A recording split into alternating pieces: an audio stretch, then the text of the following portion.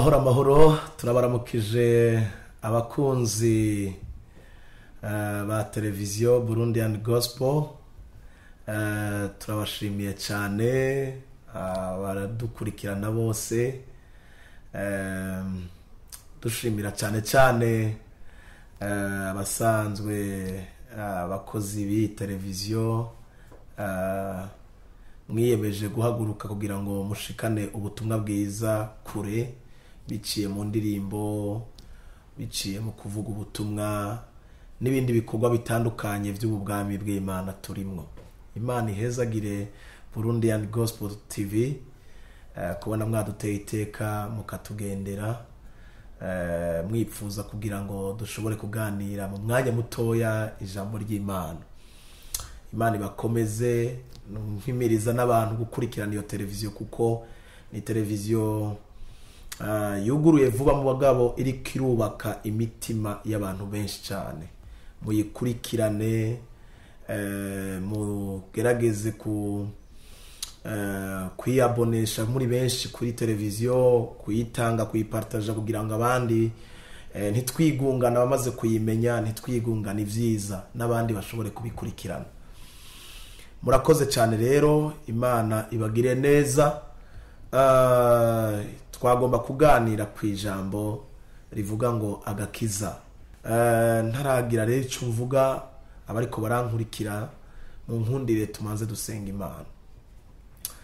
Nyene cubahiro mwami wacu, turagushimiye ukugira neza kwawe, turagushimiye urukundo rwawe, turagushimiye ineza yawe y'igitangaza utwereka uko bukeye uko bwije. Cubahiro kibicawe, senge imitima igiye kubana natwe muri ubu butumwa bwiza. Turagushimiye yuko hari imitima wateguye gukiza, hari imitima wateguye guhezagira. Icubahiro nikibicawe rero, umwanya wose tugiye kumarana n'abakunzi. Mana, icifuzo canje nk'uko ijambo ryawe rivuga, Paulo abwira abikorinto, arababwira ngo icifuzo canje nuko abanyisirayeli bose bokizwa. Natwe mwami nico cifuzo twifuza, kuko twarabonye inyungu ziri mu gukizwa, twarabonye inyungu ziri mu kurokogwa.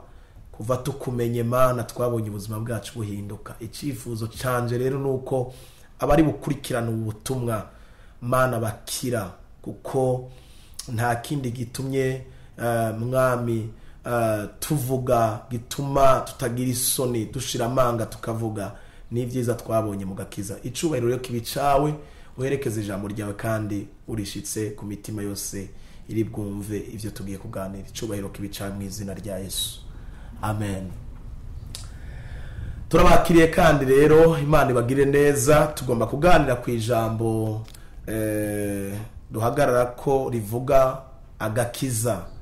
Agakiza nibaza ko ritaza kubabera rishasha mu matwi yanyu, kuko ni ijambo abapasteri, abavuga butumwa, abakozi b'Imana batandukanye bavuga. Twama twavuze tuvuza agakiza, yaba umuntu abyimana n'utarayimenya, cyangwa uri muri ubu bwami cyangwa utariyo, automatically camenya icyo dushaka kuvuga. Mugabo nagiye kuraba nsanga kumenya iri jambo agakiza ntibihagije, ahubwo dukwiye kumenya ubushobozi bubitse muri ako gakiza, kuko ijambo tuvuga ntabwo rifise ububasha mu kuryumva. Ijambo tuvuga rifise ububasha mu gihe tugiye kurishira mu ngiro. Kuri ku ijambo ry'Imana kuravuga ngo abumva aya majambo bakayakora basa n'abantu bubakiye ku rutare, ariko ngo abumva aya majambo ntibayakore basa n'abantu bubakiye ku musenyi.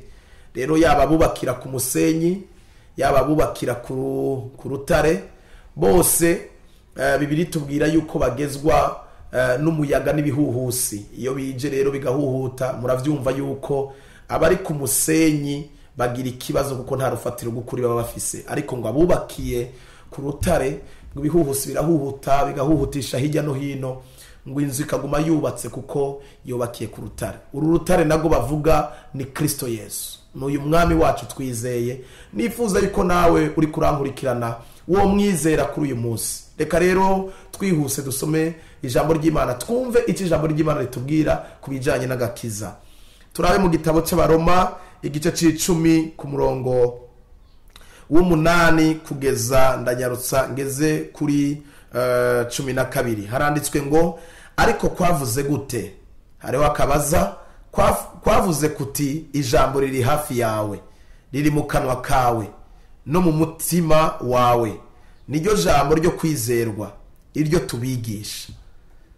9. Kuko niwaturisha akanwa yuko Yesu ari umwami, ukizera mu mutima yuko Imana yamuzuye imukuye mu bapfuye, uzokizwa. Umviriza 10. Kuko umutima ari wo umuntu yizeresha akaronka ukugororoka, kandi akanwa akaba ariko yaturisha akaronka agakiza. Kuko ibyanditse bivuga ngo umwizera wese ntazoterwa n'isoni. Nta tandukaniro ry'umuyuda n'umugiriki, kuko umwami umwe ari umwami wa bose, niwe afise ubutunzi bukwiye abamwambaza bose. 13 turangiza. Kuko umuntu wese azokwambaza izina ry'Uhoraho azokizwa. Reka mpere ngaha kuri 13 ndangirije, havuga ngo kuko umuntu wese azokwambaza izina ry'Uhoraho azokizwa. Agakiza ni iki? Agakiza dukoresheje mu rurimi rw'igifaransa c'est être sauvé. Mu kirundi dukoresheje ijambo ry'ikirundi nukurokorwa, nugutabarwa. Turangirije ku majambo, ndaza gusubira ruguru gatoya, ariko ndangirije ku majambo kuri 13 ahantu usomye havuga ngo umuntu niyambaza izina ry'Uhoraho azokizwa. Nibaza ko muvyumva yuko gukizwa bisaba yuko umuntu ategeza kwitabariza. Mbega umuntu yitabariza ryari? Dukoresheje ijambo gutabarwa cyangwa kwitabariza, umuntu akenshi yitabariza ryari? Umuntu yitabariza mu gihe hari ibimunaniye, ivyo yakoresheje mu nkomezi ziwe, yagwanye mu nkomezi ziwe, yagerageje kurondera mu nkomezi ziwe biranka. Iyo umuntu yananiwe, nico gihe umuntu yitabariza. Rero agakiza kakuza ko mu gihe ubwawe umaze kubona yuko vy'ukuri warushe, wananiwe. Twebwe twagiye gukizwa, jewe ndiko ndabikubwira nihereye ko nagiye gukizwa narushe, nananiwe, ndi mu ngorane zikomeye cyane, nari ngwaye, nari mfise abantu dusanzwe tugendana, dukundana, ariko nisanga ndi mu kibazo. Mama adashobora kumfasha, papa adashobora kumfasha, abavukanyi banje badashobora kumfasha, babagenzi twahora dusangira inzoga, babagenzi twahora dusangira ivyose, ubuguruguru twakora. Nisanga muri situation bidakunda ko haboneka amafaranga, haboneka inkomezi z'umwana w'umuntu kugira ngo shobore gutabarwa, kugira ngo shobore kuba sauvé. Ariko nagomba ndababwire, ngenda kwisanga ndayimaramwe igihe kintu cy'umwaka ndushe naniwe. Agakiza rero ndumva ko naniwe, ndumva ko abansengera. Mu mwanya wo gusengerwa rero niho nashoboye kwatura. Ndavuga kuko Bibiliya yatubwiye ngo iki? Agakiza umuntu akakira gute? Haba ngo kuko niwaturisha akanwa yuko Yesu ari umwami. Ikintu ca mbere utegezwa kumenya, je narabaye mu Isilamu, nagomba ndababwiza ukuri, ikintu cyo kwatura gifise imbaraga zikomeye cyane, gifise ubushobozi bukomeye. Murabizi abariyo canka baciyeyo, ava yuko winjira mu idini ry'Isilamu utegezwa kwatura. Ahantu ugenda kwabwira kubera umwanya ari mutoya, inge ubasha buri mu kwatura nitwobiheza. Nta kintu na kimwe ugiye kubapfumu kugira ngo umupfumu ashobore kugufumurira, utegeza kumanza kumwaturira. Kwatura rero kurafise inkomezi. Bibiri tubwira ngo kuko ni waturisha akanwa yuko Yesu ari umwami, ukizeresha mu mutima yuko Imana yamuzuye imukuye mu bapfuye, uzokizwa. Gukizwa rero nukwakira Yesu mu bugingo bwawe, ukamwakira nk'umwami n'umukiza w'ubuzima bwawe. Bibiri tubwira gute? Usomye muri Yohana igice 3:16, Bibiri ivuga ngo kuko urukundo Imana yakunze abari mu isi, ngo nigo gwatumye itanga umwana wayo w'ikinege, kugira ngo umwizera wese, mwaryumvise ko ryaje mu kwizera, umwizera wese ntazapfe rubi, ariko azahabwe ubugingo budashira. Ngomba kuvuga ndosozera ku majambo abiri. inyungu z'agakiza n'uruhombo rwo kutagira agakiza. Reka mbere ku inyungu zihagaze kuki? Inyungu zihagaze mu kumwakira Yesu, kuko wakiriye Yesu wakira ubugingo. Reka ndababwire, hano munsi y'izuba nubwo turiko turakora, duteka, mukora akazi, murongogwa, ibikorwa byose turiko turakora, ntimwiyibagize yuko ubuzima butarangirira ngaha. Hari ubundi buzima, hari urundi rugendo inyuma y'ubu buzima turimwo. Bakunzi muri ko muramurikirana, yaba bazi Imana n'abatayizi, abayemera n'abatayemera, mubimenye yuko inyuma y'ubu buzima, iyo umuntu apfuye ibintu ntiba birangiye, kuko Bibiliya ivuga ngo inyuma y'urupfu hari ubundi buzima, hari ubundi bugingo. Murabizi yuko hari ubwami bubiri, kandi ubwo bwami bubiri bufise abariko barabukorera. Hari ubwami bw'umuco, hari n'ubwami bw'umwijima. Ubwami bw'umwijima bufiswe n'umugwanizi yitwa Satani, umwe yakorwa avuye mu ijuru kubera kugarariza, n'umwami w'umwijima. Hakabaho n'ubundi bwami bw'umuco, aribwo buganzwa n'umwami wacu Yesu Kristo kuri twebwe bamwizeye. Nagomba ndababwira, bisobanura yuko rero ubwo bwami hariho umuriro udahera tuzorangiriza inyuma y'uru buzima. Tumaze kurangiza imwe muzicitse, tumaze gupfa, hazoba urubanza, kuko inyuma y'urupfu hazokurikira urubanza. Ubwo rubanza ni urwiki, ni urubanza rwo kutujija kugira ngo tugende mu nzira imwe muri izo nzira zibiri. Bamwe bazogenda mu muriro, abandi bagende mu ijuru. Nagomba ndakubwire rero, inyungu z'agakiza uronka ubugingo. Inyuma y'ubu buzima haba hari ubundi bugingo. Turamutse dupfuye, tuba dufise ivyizigiro kwa mwakiriye nk'umwami n'umukiza w'ubuzima bwabo mu mitima yabo. Tuba dufise ivyizigiro byo kuzoshobora kubona ubwami bw'ijuru, tukaja mu ijuru. Ariko uruhombo ruhagaze ku bantu bataramwakira, kuko niwe nzira n'ukuri n'ubugingo. Ntawe ushobora kuja mu ijuru atamuciyeko. Abataramwakira bose n'ukuri mubikiye urubanza rw'umuriro udahera. Reka ndabwire shengero muri kumurangurikira cankwe abataramenya Imana, ikintu ca mbere Imana izoduhanira ni ingabire yatanze, hama ntidushobore kuyakira. Kuko birababaje umuntu kukuzanira kado hama ukayizira, ukanka kuyakira. Urukundo Imana yagukunze wowe kurangurikirana, yankunze jewe, yatumye duhereza kado idasanzwe ariyo Kristo Yesu, kugira ngo uyakira wese ntazapfe rubi.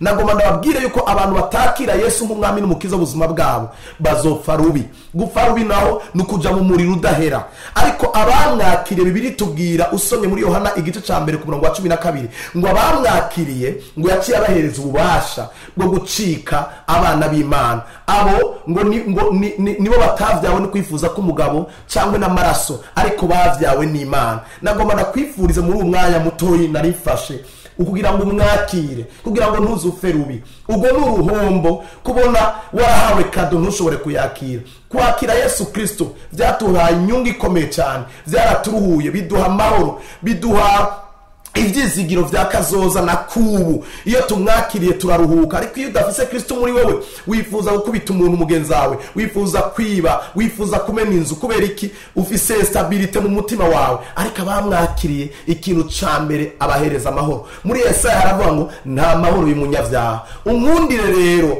wowe utaramumenya Kristo ushobore kumwakira nawe. Biratubwiye ngo niwaturisha kanwa ukizeresha umutima yuko Kristo yapfuye akongera akazuka, uzokizwa.